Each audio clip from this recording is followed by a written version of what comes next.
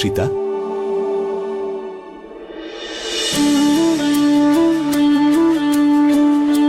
সেটাই, যেটা এত বছর ধরে হয়ে আসছে। সন্তান জন্ম হওয়ার পরে স্বামী স্ত্রীকে ভুলে যায়।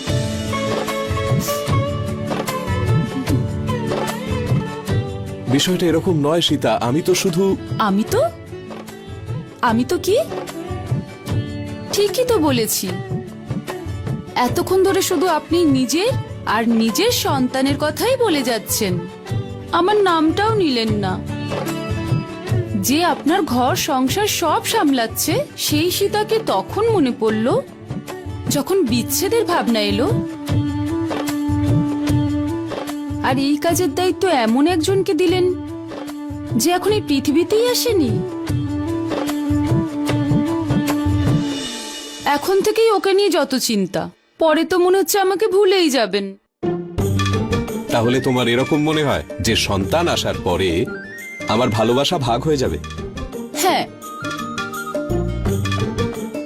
তাহলে ঠিক আছে, আজকের পরে আমি আর কখনো তোমাকে বলবো না যে আমি তোমাকে ভালোবাসি। আর্য, বরং আমি তোমাকে এই আভাস দেব যে আমার ভালোবাসা ভাগ হয়ে গেলেও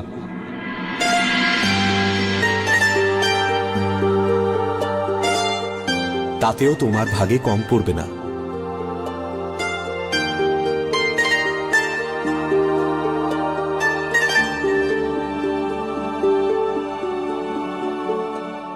আর না আমাদের ভাবি সন্তানের ভাগে।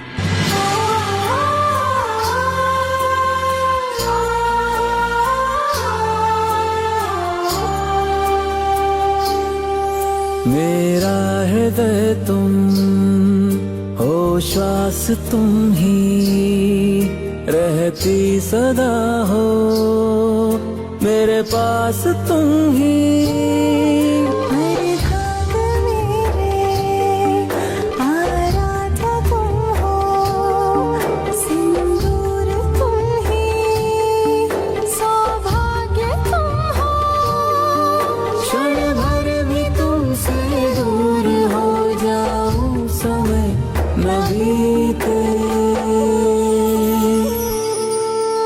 सीते मेरी प्रिय तुम सीते,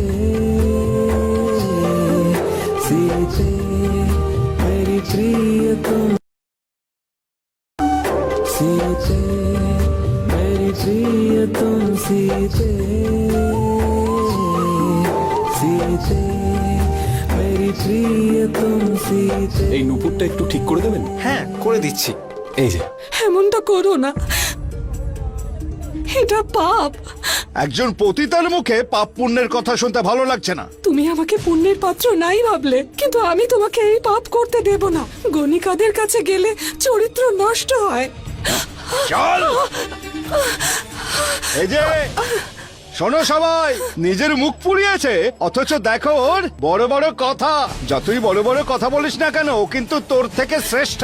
এটা তো স্বীকার করবি যে ও একজন গণিকা। তোর মতো পতিব্রতা হবার নাটক করে না ও।